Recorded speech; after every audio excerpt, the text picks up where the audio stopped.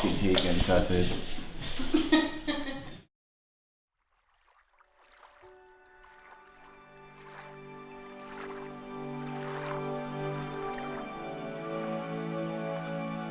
You may have heard about Austria in the context of Mozart, the beautiful architecture, or some other fancy stuff. But today, I want to introduce you to a place that's just a 1-hour car ride away from the great capital city of Austria. When you think of water, fresh air, windsurfing and tattoos, it's Podersdorf am See where you got to go. The home base of Acy Jones and the mighty historic Tattoo Club.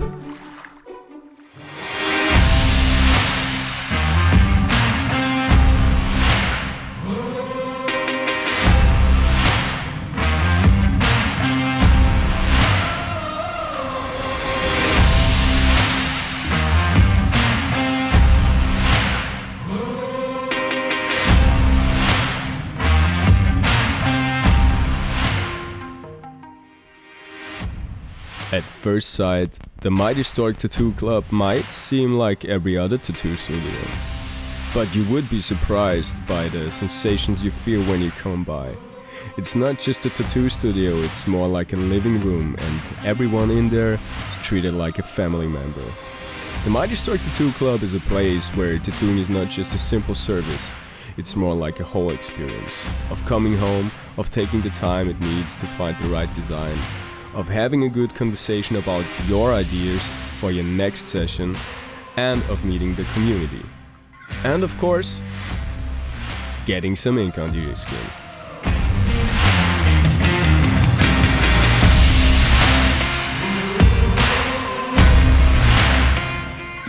This, by the way, is Acy Jones, the founder of the mighty historic Tattoo Club and my partner in crime.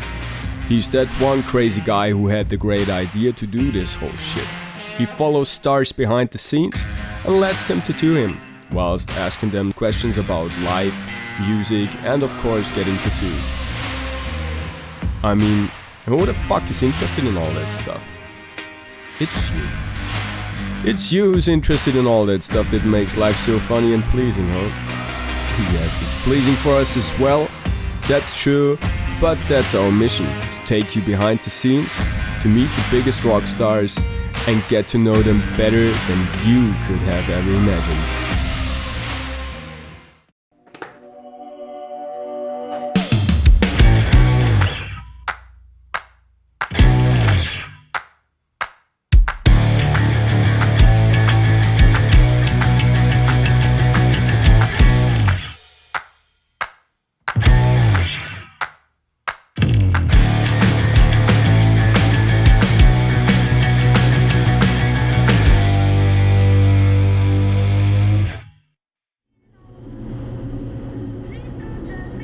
Who really wants to get up early in the morning, right? But that's the price we have to pay. Even though it was super early when we started our journey, it was just amazing. Somehow my body realized there will be a slight time shift from Austria to California. So before the flight I had 2 nights of pure insomnia and slept all day. Lucky me, huh? I don't know how this happened, but it happened. Acy, on the other hand, had a bit of another challenge to deal with. He traveled by car from Vienna, Austria to the Munich airport in Germany just to get his non-stop flight to LAX. Okay, let's be fair. Acy has a crazy fear of flying. And statistically, most aircraft accidents happen during takeoff and landing the airplane. So he decided to take a direct flight from Munich to LAX. Well, I truly understand that, but let's be honest. If anything happens on a plane, you're simply fucked anyway. I mean, the moment when we flew over Greenland, I looked out of the window and saw that massive ice desert. When something was to happen in this area, you'll not even be able to text your mom a last message because there won't be service on your cell phone. There's just water, freezing temperatures, and nobody's gonna find you anyway. Flying is some crazy ass shit, man.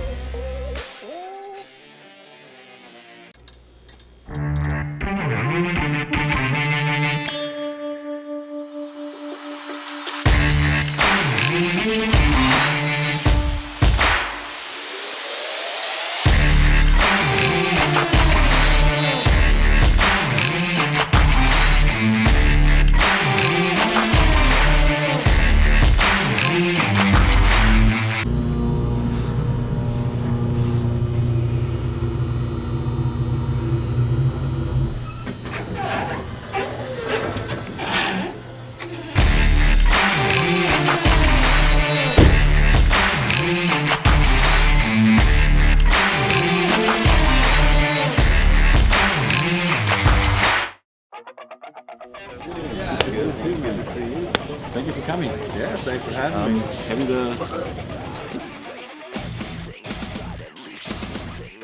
Why are we tattooing? Yeah. Where did this idea come from? I don't really know.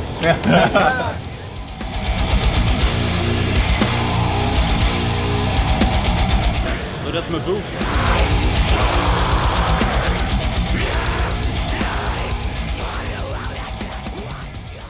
We're going to make the interview with Mark Heylmun from Suicide Silence today. He's gonna tattoo me a mushroom with his initials. I'm really stoked about it. It's my second tattoo ever. Second tattoo ever. My second tattoo ever. So let's give it a try.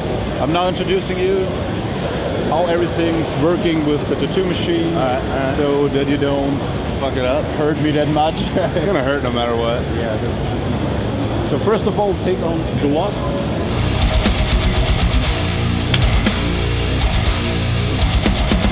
You have to shave me. Yeah. So somewhere over here, you can do it like there. Yeah, this looks easy enough. Yeah.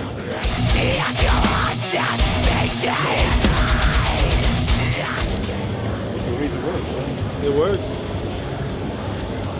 I don't know how big this is. I haven't seen the design, so I don't know how big of a... You go a little bigger. How often you shave, man? Me? Dude, I shave one time a month under the full moon. No joke. And other man? Oh, other men? When was the last time I shaved somebody? Weirdly enough, this isn't the first time I've shaven someone.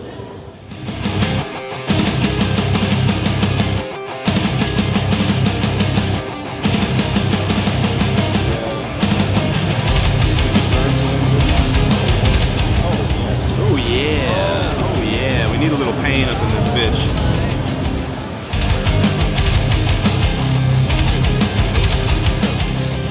Now I'm showing you the design. Yeah. Let's see what I'm doing here. I got this mushroom in my ear right here.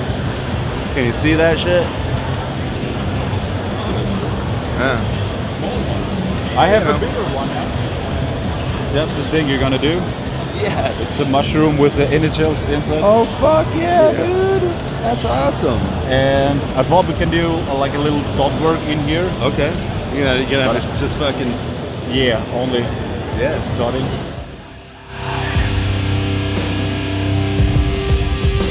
But it's not too. Yeah. I like it. Wax on, wax off. We can do it the whole day.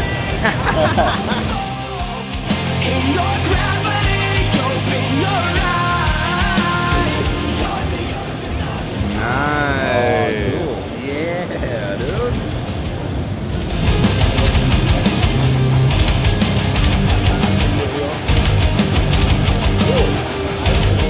Letting me tattoo you. Yeah. That's amazing. I like it. Yeah, dude, I like it too. Yeah. I'll put it in color.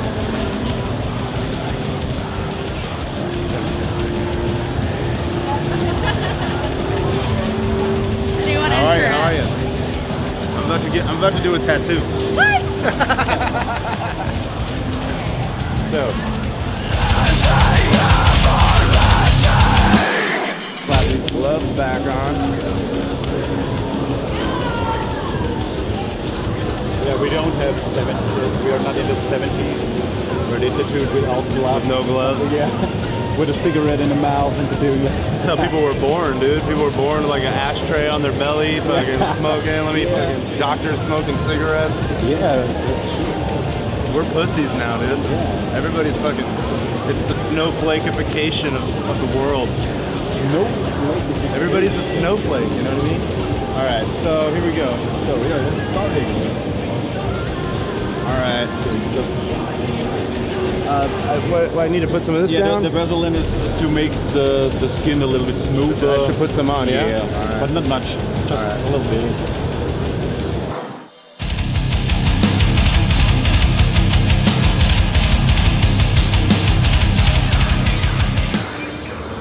This good? Yeah, let's All try. right. Let's figure out. I know. I gotta figure it out right now. All right. So you ready? Yeah. All right. Ooh. Ooh, yeah. All right.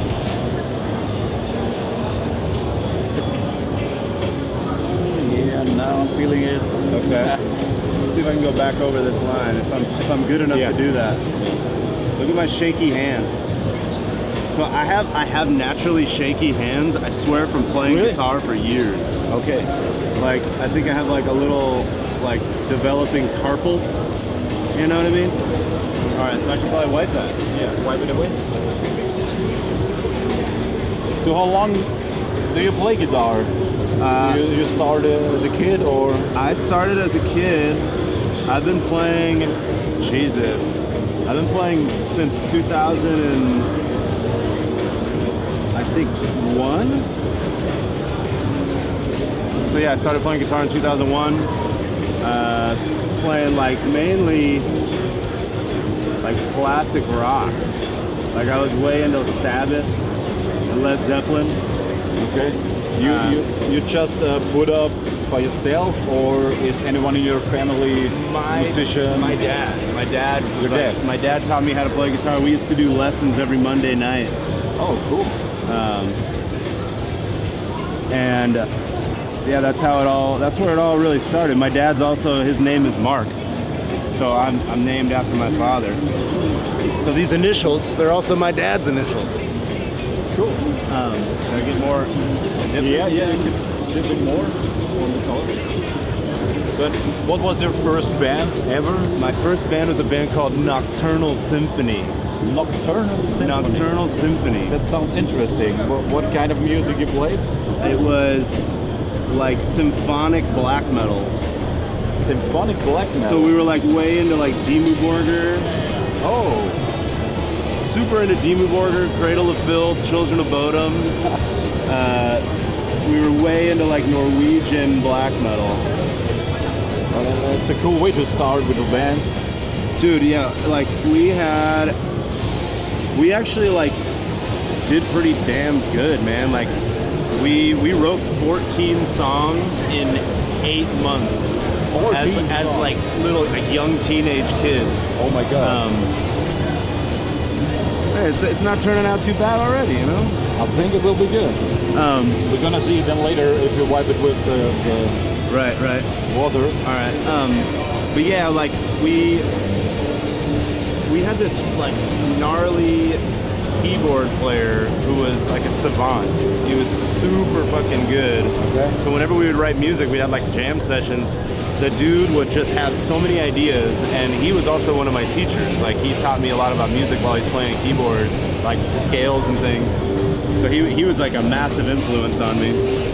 All right.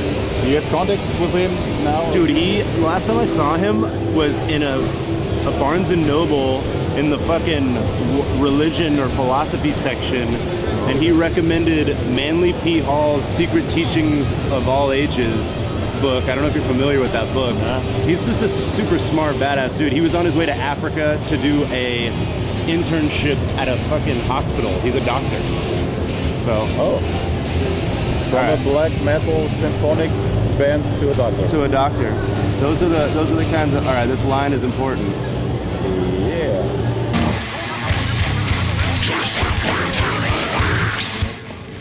And how did you come to Suicide Silence? Was it much later, or So you know each other? Suicide Silence, they were a band for. They started in 2002, and I saw them play the first time in 2003 with God Forbid. And I saw them, and I was like, "Yo, these guys are fucking super badass. Like, really, really, really good band." I was super impressed with Mitch. Yeah.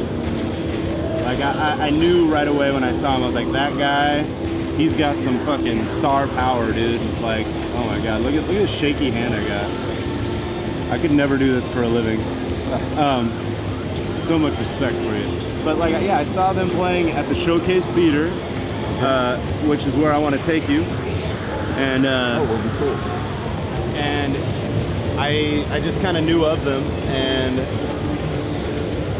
what happened was all my bands were kind of falling apart. Like, I wasn't really happy with the bands I was playing in, and I quit every band that I was in about 2005. I was in a band called From Agony Within, a different band. I quit this band because I just was feeling like it wasn't working out with the members, and I was without a band for like 3 months. And then this was the MySpace days. Oh, the old good MySpace. And I was fucking living at one of my friend's house, like squatting on his couch, like homeless basically as like a teenager. I was a high school dropout. And my friend was on MySpace. He was like, "Yo, Suicide Silence is having guitar tryouts," and like their guitar player quit or something. And I was like, "Oh, I know those guys. I knew Mike Bodkins, the first bass player." And I was like, "I got his number. I'm like, let me hit him up. I'll try out for the band." Went and tried out, and within 2 weeks, I was playing their first, my first show with them. Oh, that's cool. And I'll never forget, like, right before going on stage to play my first show with Suicide Silence. Like, I wasn't in the band yet. I was just playing this show, and it was like a tryout, like to see how it went. And I remember Mitch, like, put his finger to my chest and was just like, "Don't fuck up." Like, looks at me, and I'm like, "Oh shit! Like, all right, these guys are fucking serious. Like, this is fucking awesome." And then I played my first show with him at the Whiskey in Hollywood. At the Whiskey and Go-Go? Yeah. That was your first show at this venue? Yeah. That sounds crazy for the first show. It's cool. Well, I had played at the Whiskey with my other bands before. It's like, the Whiskey's still an awesome venue, but it's like even around here, if you're from LA or from like Southern California, like you kind of grow up playing places like the Whiskey, Showcase. Okay. There was a venue called Hoagie Bar Michaels that we used to play all the time. Even like House of Blues, you know. So for you, it's like an ordinary thing to play in such venues like this, because from the outside, it's Whiskey a Go-Go. It's a name, you know. It's like what? Cool. No, when you're young and you're doing it and you do it for the first time, you're like, holy fucking shit, we're doing the Whiskey. But yeah, like if you're from around here, eventually it's like, hey man, you gotta play the Whiskey. Like it's like one of the places you gotta play. All right, so here we go. Another big line here.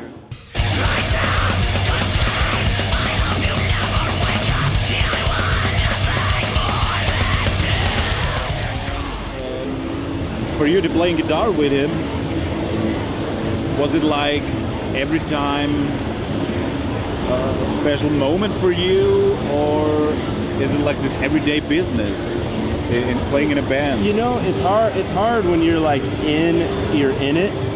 In hindsight, like I definitely know that when I was playing with Mitch, I was learning a lot.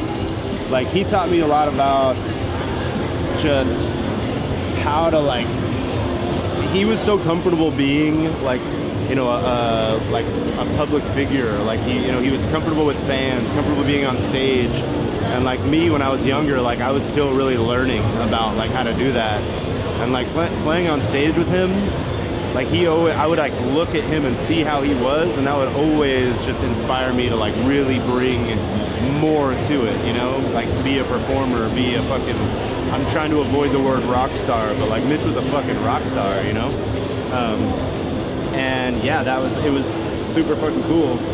Like I learned, me and him, man, like I think once I met him and like really became friends with him, I learned so much about just fucking existing in the world of music, being backstage, hanging out with people, all this. Like Mitch was a fucking star, you know?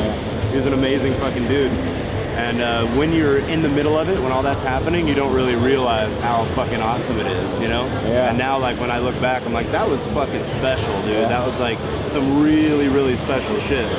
So, yeah, I think about it all the fucking time.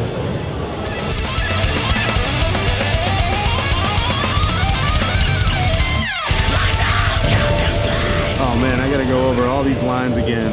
Yeah. But it isn't that bad. It's not that bad. All right, yeah, all right, we can do this. So for all the music in Suicide Silence, I think for me it was like you changed the whole genre, you know. Suicide Silence changed the whole genre. It was like, boom, there's Suicide Silence. Fuck. So did you feel it also, or was it for you, you're just playing what you do? Here's where I, like, because they started before me and I saw what they were doing, I feel pretty confident saying I knew they were doing something a little different before I was even involved. And then once I joined the band, like, I was like, all right, I get what you guys are doing. Like, it's like this suffocation, dying fetus meets fucking, you know, I don't even know, like, a little more hardcore influence, you know, having. But I felt it, you know, and before anybody even said deathcore, like, we were joking about, like, what do you call this? You know, what is this? What do you call this genre? And even we said deathcore, I remember, in our garage, like in like 2005, way before anyone ever said it, you know? So, yeah, I mean, there was like a little bit of awareness that something crazy was happening, but when you're, it's like I said, when you're in it, it's so hard to tell, man. But all right, here we go again, going down this line. With the Suicide Silence, you were a long time on tour, but the last time you worked with them was Right. because, well, you had to take some break, or? So, let me tell you, I haven't talked about this because it's something I was trying not to really like let out, but I'm ready and like able to talk about it now. I found out my dad has cancer. Oh, fuck. January 3rd, 2017. So I toured all of January, or all of 2017, while my dad was like figuring out like what was going on with his cancer. And we like found out he was basically had terminal cancer, prostate cancer. It had metastasized to his spine. It was really just sad shit, man. Fucked me up. And that was also right before our self-titled record came out, which is also why I didn't do a lot of press for that album. I didn't do a lot of interviews because I just wasn't in a mental space like that I wanted to. So I toured all that year, and then at the end we did the Cleansing tour, the Cleansing 10-year tour. And then after that tour was over, like I talked to the band and was like, I don't know what's going on. I just don't feel like I can give my heart to the band like I'm used to. And really, it was like kind of their suggestion. Like, if you're not feeling it, like you should just take a break. Like you need to give your family time, yourself some time. And so they had already wanted to confirm that tour that they did. So that was they only did one show in that tour, and then everybody's kind of been on a break since then. Okay. And yeah, it's like I just needed to like listen to my heart, dude. Yeah. I needed to be there for my family, and like I've grinded for over a decade in the band, you know. So it's been really good for me having like the break away from the band. Yeah, I think you needed it. Yeah, man. So if you're on tour like the whole life, you know. Dude, really, since I was fucking 17 years old, man. Like, I'm 31. Like, I've been on tour the whole fucking time, except for that little time. Like, took almost a year off when Mitch died. Yeah. But that wasn't a year off. That was like grieving. Yeah, it was. I think it was more stressed. Man, it was gnarly. So, yeah, but I'm back in the band now. We're working on a record. We're just working on it right now. Yeah, no release date yet, but we're pretty far along. Like, we got a bunch of sick ass tunes. It's heavy as fuck.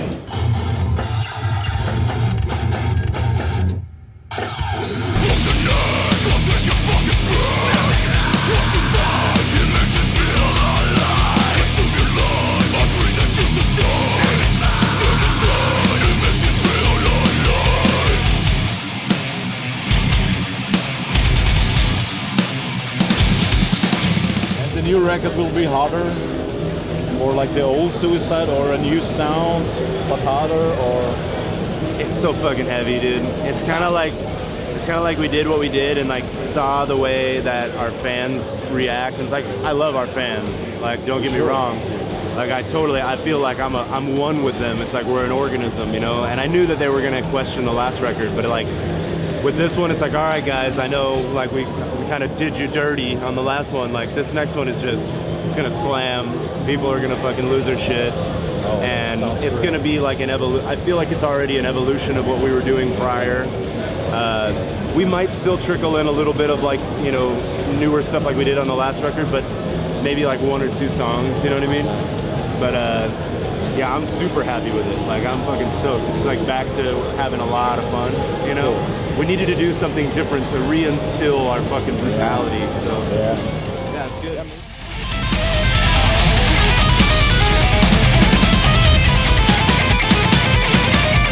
What do you think? Maybe tomorrow. Maybe tomorrow you will, yeah. No, I think it's good. It's really good. Except for all this. Yeah, but it looked like you wanted the sketchy stuff, you know. Like, Yeah, right. I meant to do that. like a pencil drawing. You're gonna do the dot work. Okay. It's like the same, but only put in, smooth the dots. Okay, so You have to wipe it a lot more with the dots so you can see where you adding at. So as far as dots, like I'm probably not going to fill in this hole under here, Yeah, but you like can fill it the top on the top. On the top, yeah. More dots. And when and you then go, kind of thin it out. Yeah, fill it. All right. My first tattoo, well, one of them is covered up, and the other one, it was IE, which we're from the Inland Empire. It's where we're from. It's where the Showcase Theater is in Corona. The Inland Empire is Riverside County and San Bernardino County. It's the 2 biggest counties in California, and they border each other. Okay. So people call it the Inland Empire because it's this huge area. And I had it, the E was here, or the I is here, and the E is back here. And those are my first tattoos. Cool. So like a hometown tattoo, you know? All right, let's see what happens. You can do a little bit deeper. All right. Oh yeah. Now I'm feeling it. All right. That's good. And is it for you, or was it for you, important to have a meaning behind every tattoo, or is it for you just sometimes you like a style or you like a picture or design to get it done? I like the meaning.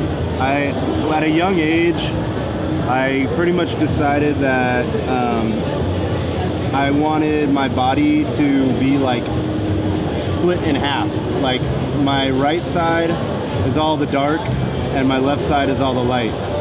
So like I have all my like evil and demonic shit on the right side of my body, and I have all my light and like any like a flying saucer, a Buddha, flowers, spiritual stuff. It's like like a yin and yang, and like the dark and the light, keeping the balance on myself. So like that's pretty much every tattoo is applied to my body with that in mind. So, but I don't think I have a tattoo that doesn't mean something. So you don't regret any tattoo you did? Nah. Yeah. Nah. That's cool. Nah. I mean, I did cover up something on my left leg. I blacked out my leg. I covered up like everything that was here. It was just a bunch of shit that I got when I was drunk when I was young. A bunch of like weed leaves and shit, and like nugs and like stuff like that, which is cool. But I'm like, I'd rather just kind of cover it all up. So, yeah, no regrets, man. No regrets. I've got a fucking upside down cross on my head, like right here. I think you can probably see it. That's one thing that I catch people seeing, and they're like, what the fuck is wrong with this guy? Like, they're looking at me like, what the hell? But fuck it, And on the other ear, you had the mushroom. I have a mushroom. Does the mushroom mean something? The Om sign. The Om. Well, yeah, mushrooms, man. Like, I got the mushroom in my ear. One, because like I'm an advocate for like psychedelic mushrooms and like doing it with intelligence and not doing it for recreation. It's really good for introspection. It's good for art. It's good for learning about yourself, connecting to other people. And like the mushroom for me in my ear, it kind of represents like nature and like the innate connection we have to everything, and it's always kind of whispering in my ear. It's always there. So that's what that means. I don't know about you guys, but I think mushrooms are the way of the future. Terrence McKenna, Food of the Gods, dude, you gotta read that book.